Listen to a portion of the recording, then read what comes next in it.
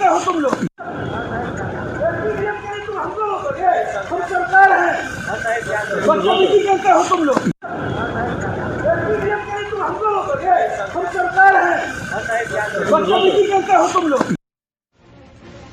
कल तक बिहार में अफसरशाही को नकारते थे, लेकिन हम ऐसा नहीं मानते हैं कि सरकार में अफसरशाही है। सरकार चुने हुए, ये जनता की सरकार है और चुने हुए प्रतिनिधि ही सरकार को चला। आज गाड़ी रोकने पर अफसरों पर ही तमतमा गए। हम सरकार है, बदतमीजी करते हो तुम लोग। हम सरकार है, बदतमीजी करते हो तुम लोग।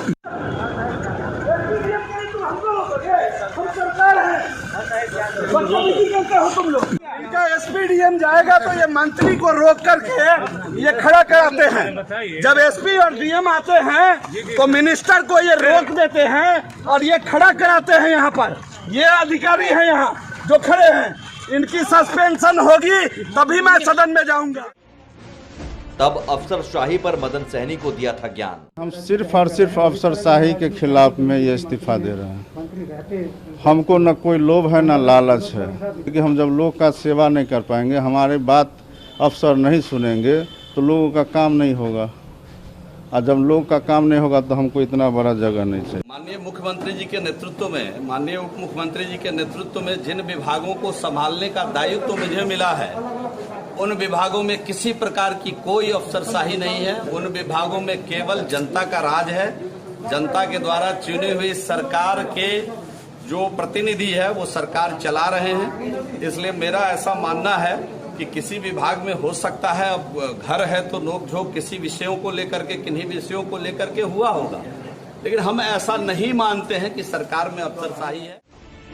आज अफसरों से मिले दर्द का करते हैं बखान।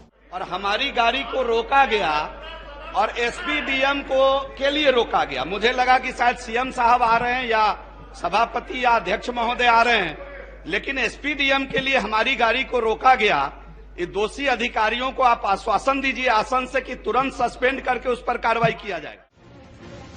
मंत्री जी की गुहार, डीएम एसपी बड़ा कि सरकार।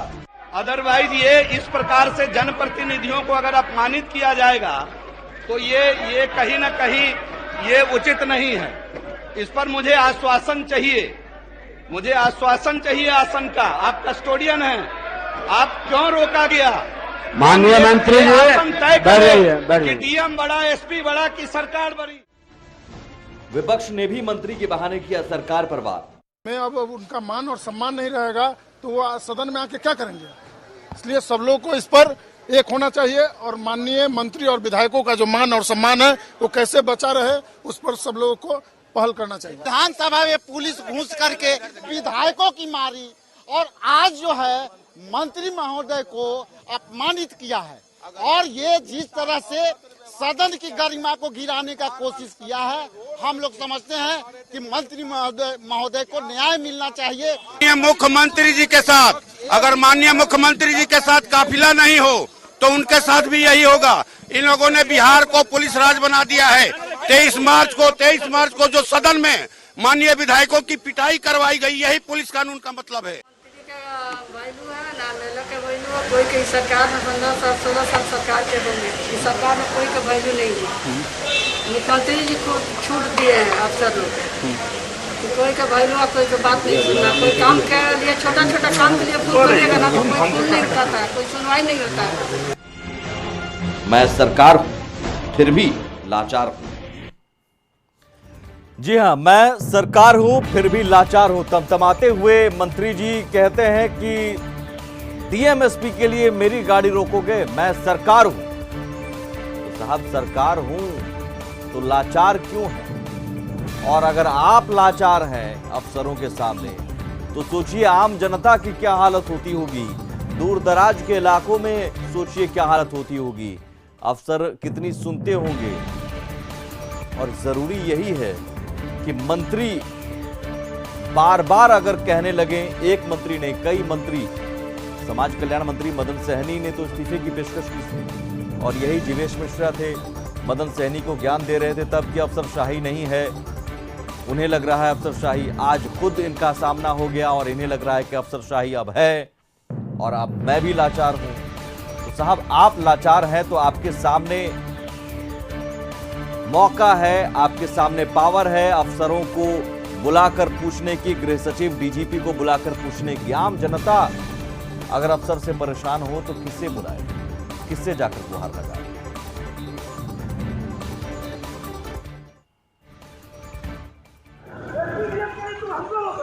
हम सरकार है, बदतमीजी करते हो तुम लोग। हम सरकार है, बदतमीजी करते हो तुम लोग। हम सरकार है, बदतमीजी करते हो तुम लोग। मैं सरकार हूं फिर भी लाचार हूं। लाचार हूं अफसरों के सामने, लाचार हूं डीएम एसपी के सामने, लाचार हूं अफसरशाही के सामने। हम सरकार है, बदतमीजी करते हो तुम लोग। हम सरकार है, बदतमीजी करते हो तुम लोग। हम सरकार है, बदतमीजी करते हो तुम लोग। इनका एसपी डीएम जाएगा तो ये मंत्री को रोक करके ये खड़ा कराते हैं। जब एसपी और डीएम आते हैं तो मिनिस्टर को ये रोक देते हैं और ये खड़ा कराते हैं। यहाँ पर ये अधिकारी हैं यहाँ जो खड़े हैं, इनकी सस्पेंशन होगी तभी मैं सदन में जाऊंगा। कल तक कोई और लाचार था, तब भी मैं सरकार था। हम सिर्फ और सिर्फ अफसरशाही के खिलाफ में ये इस्तीफा दे रहे हैं। हमको न कोई लोभ है न लालच है, क्योंकि हम जब लोग का सेवा नहीं कर पाएंगे, हमारी बात अफसर नहीं सुनेंगे तो लोगों का काम नहीं होगा। और जब लोग का काम नहीं होगा तो हमको इतना बड़ा जगह नहीं चाहिए। अफसर बेलगाम है और वो किसी भी जनप्रतिनिधि को, चाहे एमएलए हो मंत्री हो, हम बार बार एमएलए का भी नाम ले रहे हैं और मंत्री का भी ले रहे हैं, दोनों का महत्व इतना ही है। ये उनका विचार है, इस पर हमारी प्रतिक्रिया उचित नहीं है। लेकिन आपने अगर प्रश्न कर ही दिया है तो माननीय मुख्यमंत्री जी के नेतृत्व में, माननीय उप मुख्यमंत्री जी के नेतृत्व में जिन विभागों को संभालने का दायित्व तो मुझे मिला है, उन विभागों में किसी प्रकार की कोई अफसरशाही नहीं है। उन विभागों में केवल जनता का राज है।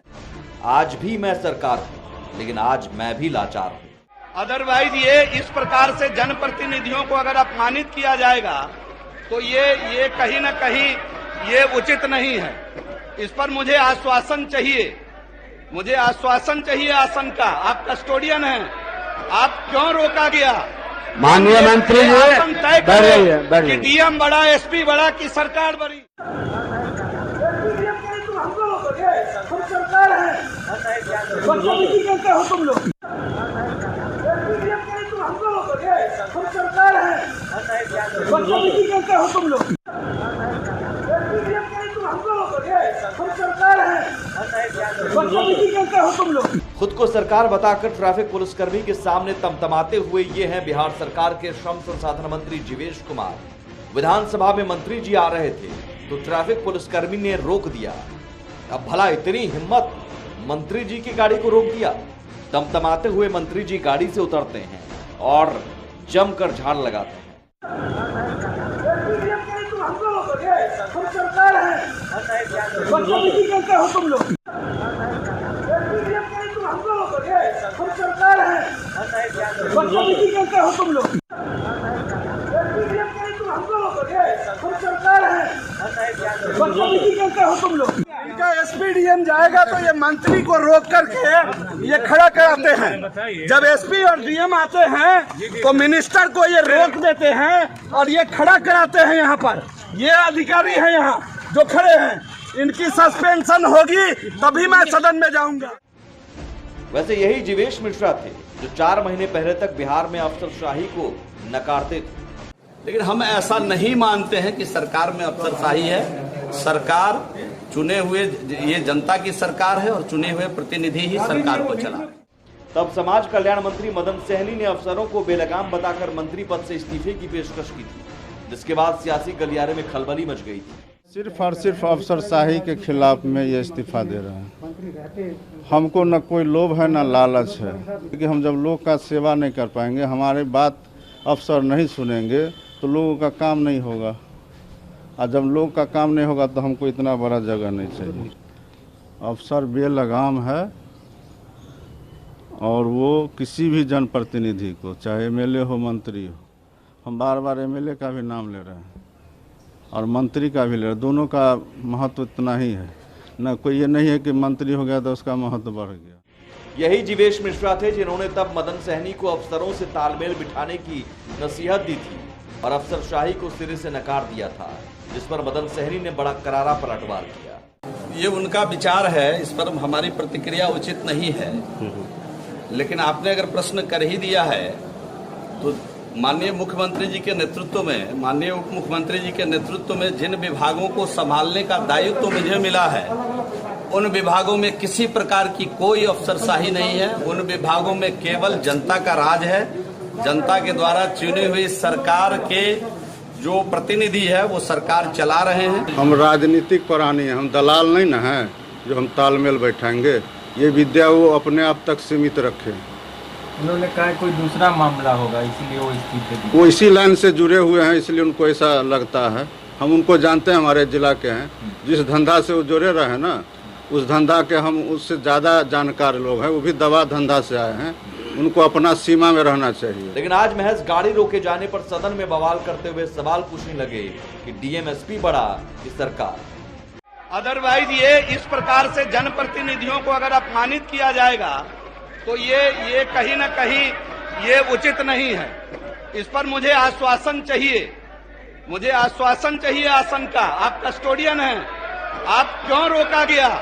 माननीय मंत्री जी, डीएम बड़ा, एसपी बड़ा कि सरकार बड़ी? अफसरशाही को लेकर मंत्री जी तमतमाए तो मानो विपक्ष को भी मौका मिल गया। तो सरकार में मंत्री का साथ विपक्ष दे रहा था और सरकार बैकफुट पर आ गई। में अब उनका मान और सम्मान नहीं रहेगा तो वो सदन में आके क्या करेंगे?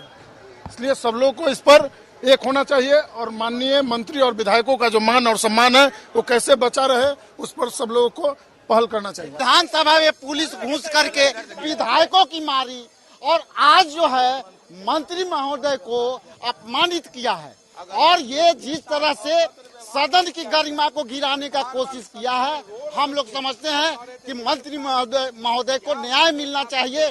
मुख्यमंत्री जी के साथ, अगर माननीय मुख्यमंत्री जी के साथ काफिला नहीं हो तो उनके साथ भी यही होगा। इन लोगों ने बिहार को पुलिस राज बना दिया है। 23 मार्च को जो सदन में माननीय विधायकों की पिटाई करवाई गई, यही पुलिस कानून का मतलब है। सरकार में 15-16 साल सरकार के होंगे, इस सरकार में कोई का वैल्यू नहीं है। मुख्यमंत्री जी को छूट दिए हैं अफसर लोग, कोई का वैल्यू, कोई का बात नहीं सुनना। कोई काम के लिए, छोटा छोटा काम के लिए फोन करेगा ना तो कोई फोन नहीं उठाता है, कोई सुनवाई नहीं होता है। वहीं विधानसभा अध्यक्ष विजय सिन्हा की अगुवाई में कार्यमंत्रणा समिति की बैठक में मामले पर चर्चा हुई। गृह सचिव और डीजीपी तलब किए गए। बाहर निकले तो गृह सचिव और डीजीपी ने साफ कहा, भला मंत्री जी का अपमान हम क्यों करेंगे? वो तो जाने अनजाने में कुछ हुआ होगा, जांच की जाएगी। कोई जान के माननीय मंत्री जी की गाड़ी रोक के और अनादर करे, दूसरे एक पदाधिकारी की गाड़ी जाने दे, ये जान के बिल्कुल कोई कर ही नहीं सकता है। ने भी वीडियो फुटेज लेंगे, वीडियो फुटेज लेके उसको ध्यान से देख के ना तो फैसला करेंगे। ठीक, थैंक यू। कब तक सर कुछ ये भी बाद में बता पाएंगे। बहरहाल सवाल है कि क्या वाकई बिहार में अफसरशाही हावी है? आखिर बार बार सरकार के मंत्री से लेकर सत्ता पक्ष के विधायक ही अफसरों की मनमानी का सवाल क्यों उठाते हैं? Bureau report. तो क्या वाकई अफसरशाही हावी है? अफसर बेलगाम हो गए हैं, अफसर सुनते नहीं हैं और मंत्रियों तक की नहीं सुनते, आम जनता की बात छोड़ दीजिए।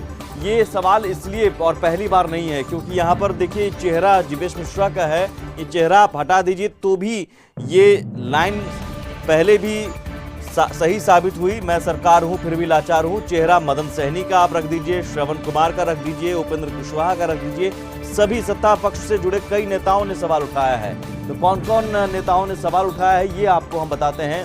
पहले भी मंत्रियों ने अफसरशाही के आरोप लगाए हैं। मंत्रियों ने, विधायकों ने भी, कई सारे विधायकों ने भी। इसी जुलाई में मंत्री मदन सहनी ने इस्तीफे की पेशकश की थी और इस्तीफे की पेशकश ये कहकर कि अफसर बेलगाम है, अफसरशाही हावी है, अफसर मेरी सुनते नहीं है, सचिव हमारे बात नहीं सुनते हैं। इसी सितंबर में ग्रामीण विकास मंत्री श्रवण कुमार भी परेशान हुए थे। बेगूसराय डीआईजी को दरअसल बार बार फोन करने पर भी रिप्लाई नहीं मिली थी, न दोबारा कॉल बैक आया था। दरअसल फरियादी की शिकायत पर मंत्री जी ने डीआईजी को फोन किया था। तो ये भी शिकायत रहती है कि मंत्री फोन करते हैं अधिकारियों को तो फोन उठाते नहीं हैं। जेडीयू नेता संसदीय बोर्ड के अध्यक्ष उपेंद्र कुशवाहा ने भी कहा था कि अफसर सुनते नहीं है लेकिन सुनना पड़ेगा, ये उन्होंने कहा था। तो बार बार सख्त निर्देश हालांकि दिए जाते हैं। हाल ही में चिट्ठी दोबारा जारी की गई सामान्य प्रशासन विभाग की ओर से कि जनप्रतिनिधियों का सम्मान करें, आदर पूर्वक उन्हें बिठाएं, उनकी बात सुने। लेकिन बार बार ऐसी नौबत क्यों आती है जब सरकार के मंत्री ही अधिकारियों पर बार बार सवाल उठाते हैं, अफसरशाही की बात कहते हैं? तो क्या वाकई बिहार में अफसर बेलगाम हो गए हैं? सवाल यही है। और अगर इस सवाल का जवाब हाँ है कि अफसर बेलगाम हो गए हैं और मंत्रियों की ये हालत है, मंत्रियों का ये दर्द है और सरकार लाचार है, तो साहब आम जनता क्या करेगी? गर्दनी बाग में बैठेगी। लौटते हैं बस थोड़ी देर में। और मुजफ्फरपुर आंख हॉस्पिटल में 15 लोगों के आंखों को निकालना पड़ा। सरकार तो लाचार है, जनता की आंखें निकाली जा रही है। पूरी खबर ब्रेक न्यूज पर।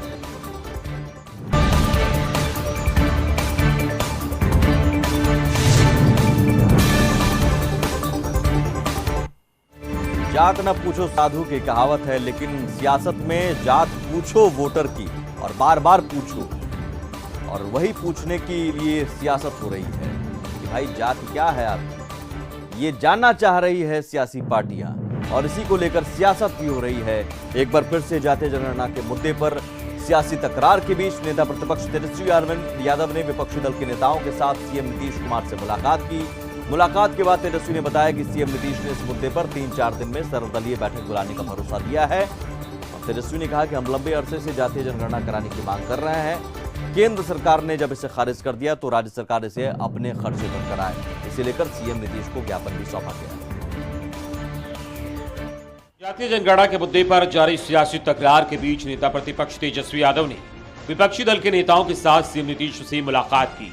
मुलाकात के बाद तेजस्वी ने बताया कि सीएम नीतीश ने इस मुद्दे पर 3-4 दिन में सर्वदलीय बैठक बुलाने का भरोसा दिलाया है। साथ ही तेजस्वी ने कहा कि हम लंबे अरसे से जातीय जनगणना कराने की मांग कर रहे हैं। केंद्र सरकार ने जब इसे खारिज कर दिया है तो राज्य सरकार इसे अपने खर्चे पर कराए। आज हम सभी लोग मुख्यमंत्री जी से अपने बात को रखे हैं कि जातीय जनगणना जैसा हम लोगों से वादा किया गया था कि राज्य सरकार, अगर भारत सरकार नहीं कराती तो राज्य सरकार अपने खर्चे पे कराएगी। हम लोगों ने सारे बातों का जिक्र मुख्यमंत्री जी के सामने किया। सभी साथियों ने ज्ञापन भी हम लोगों ने दिया। मीटिंग के बाद फैसला ये निकल के आया कि जल्दी ही 2-4 दिनों के अंदर सर्वदलीय बैठक सभी पार्टी के जितने भी बिहार विधानसभा में पार्टियां हैं उन सब की बैठक को बुलाया जाएगा। सर्वदलीय बैठक जब होगी तो इस पे चर्चा होगी कि 2 बार बिहार विधानसभा से प्रस्ताव जो है सर्वसम्मति से पारित किया गया और विषय जातीय जनगणना का होगा कि राज्य सरकार अपने खर्चे पे कराए। इसमें हमने बस मुख्यमंत्री जी से यही विनती की है कि एक टाइम बाउंडेशन के अंदर जो है ये होना चाहिए और अगर इसी सत्र में अगर घोषणा हो जाता तो बेहतर होता। वहीं बीजेपी विधायक हरिभूषण ठाकुर ने इस मामले पर कहा कि सीएम जो भी निर्णय लेंगे वो मुस्तैदी के साथ उनके साथ खड़े होंगे। अलग पार्टी है, हम अलग पार्टी है, दोनों आदमी साथ साथ है बिहार के 13 करोड़ जनता के विकास के लिए। जदयू अगर सोचती है वैसा ना भाजपा सोचती है और जो भाजपा सोचती है वो जदयू नहीं सोचती। अगर सरकार करेगी, बिहार सरकार माननीय नीतीश जी हम लोग के नेता है, अगर निर्णय लेंगे तो हम लोग पूरे मुस्तैदी के साथ उस निर्णय के साथ। तो दूसरी तरफ बीजेपी के विधायक संजय सरावगी ने कहा कि केंद्र सरकार जातीय जनगणना कराने में असमर्थ है। लाख जातियां हैं तो उस पर जो है हर गांव में कई लाख तो पोर्टल नहीं हो सकते, लेकिन से और जो एसएससी डाटा है सामाजिक आर्थिक जनगणना है, उस जनगणना के आधार पर जो है विकास का जो है तय होता है कौन कितना गरीब है। अभी आयुष्मान भारत कार्ड ही पूरे देश में बना, तो वो SSC डाटा के अनुसार जो जितना गरीब है उसका आयुष्मान कार्ड बन गया। इसीलिए इस पर भारत सरकार ने लोकसभा में और राज्यसभा में स्थिति स्पष्ट की है। तो ठीक है, ये माननीय मुख्यमंत्री जी को निर्णय लेना है और सरकार को निर्णय लेना है। तेजस्वी यादव के साथ अब राबड़ी देवी ने भी जातीय जनगणना की मांग की है। उन्होंने कहा कि बिहार सरकार को अपने खर्चे पर जातीय जनगणना करानी चाहिए। सीएम से तेजस्वी यादव की मुलाकात पर राबड़ी देवी ने कहा कि सीएम से मिलने का अधिकार सबको है, इस मुलाकात को दूसरे चश्मे से नहीं देखना चाहिए। ये करेंगे नहीं, बिहार के मुखिया ऐसा नहीं करेंगे, हक नहीं बनता है। सब दूसरे नजर से आप लोग ताकते हैं। लगता है कि आना चाहे ना बना, हमारा काम है चिट्ठी लिखना, हमारा काम है मिलना। विधानसभा में जातीय जनगणना का मामला उठने के बाद सत्ताधारी विधायकों के बीच ही अलग अलग राय है। ऐसे में विपक्ष जहां एक तरफ इसे लेकर सरकार के साथ बातचीत कर रहा है, तो बीजेपी के ही विधायक कह रहे हैं कि ये संभव नहीं है। ऐसे में विपक्षियों से ज्यादा अपने ही सरकार की परेशानी बढ़ा रहे हैं। ब्यूरो रिपोर्ट, कशिश न्यूज। और जाति दरअसल सियासत के इर्द गिर्द ही रही है हमेशा से, और सियासत और जाति का एक दूसरे से रिश्ता पुराना है। जातीय जनगणना के पीछे दरअसल जातियों के हिसाब से लाभ दिलाने का तर्क दिया जा रहा है। मंडल आयोग के बाद पिछड़ों के लिए आरक्षण से कई जातियां अभी भी वंचित हैं। मंडल आयोग के हिसाब से केंद्रीय सूची में पिछड़ी जातियों की संख्या 2633 है। आरक्षण लागू होने के इतने दिनों बाद भी कई जातियों को अब तक इसका लाभ नहीं मिला। अभी भी 1000 से अधिक जातियां ऐसी हैं जिनके लोगों को आरक्षण का लाभ तक नहीं मिला। सोचिए कि संविधान सभा ने यह कल्पना की थी, ये सोचा था संविधान और कानून के सामने कोई विशेष नहीं होगा, जाति, धर्म और प्रांत के आधार पर किसी से कोई भेदभाव ना हो, इसका ध्यान रखा गया। संविधान के अनुच्छेद 14 में समानता को मूल अधिकार में शामिल किया गया। आजादी के कुछ साल बाद तक के लिए जातीय आधार पर आरक्षण दिया गया, लेकिन इसे अनंत काल तक लागू किए जाने के खिलाफ खुद डॉक्टर भीमराव अंबेडकर भी। डॉक्टर राम मनोहर लोहिया ने तो जाति तोड़ो का नारा दिया था, लेकिन लोहिया के अनुयायियों की सियासत आज जाति के इर्द गिर्द ही चल रही है। जाति की जनगणना की मांग करने वाले नेता खुद को लोहियावादी बताते हैं।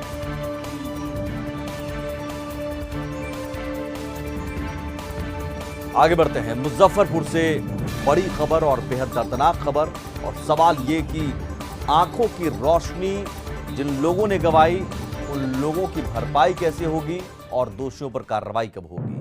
आंख कांड मामले में आई हॉस्पिटल पर एफआईआर तो दर्ज हो गई है। जिले के सिविल सर्जन ने एफआईआर करवाई है, तो वहीं पटना से पहुंची 2 सदस्यीय टीम ने अस्पताल पहुंचकर जांच की। राज्य स्वास्थ्य समिति की ओर से राज्य अंधापन निवारण कार्यक्रम पदाधिकारी डॉक्टर हरिश्चंद्र ओझा के नेतृत्व में 2 सदस्यीय टीम जांच करने के लिए अस्पताल पहुंची, जिसमें पीएमसीएच पटना के एक नेत्र रोग विशेषज्ञ भी शामिल थे और सभी वार्डों में घूमकर स्थिति का जायजा लिया। लेकिन एक बड़ी बात, इस अस्पताल आई हॉस्पिटल के मैनेजिंग कमेटी में चेयरमैन तिरहुत रेंज के कमिश्नर हैं। अब सोचिए, कमिश्नर ही चेयरमैन हैं, सिविल सर्जन सीएमओ सदस्य हैं, फिर भी कार्रवाई के नाम पर सिर्फ जांच हो रही है। और खुद जांच समिति के सदस्य ने माना कि हाँ, इसमें कुछ चूक हुई है और आगे चूक ना हो इसके लिए हम कोशिश करेंगे।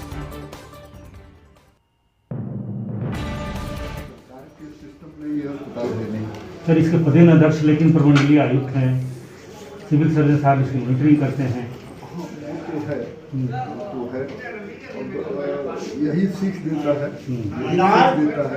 हम लोगों को यही सीख है। सोचिए, तिरहुत रेंज के कमिश्नर चेयरमैन हैं, सिविल सर्जन सदस्य हैं और फिर कहते हैं कि हम जांच भी करेंगे। इतना बड़ा घालमेल। फिलहाल बात सपाट में आज बस इतना ही। कल फिर होगी मुलाकात।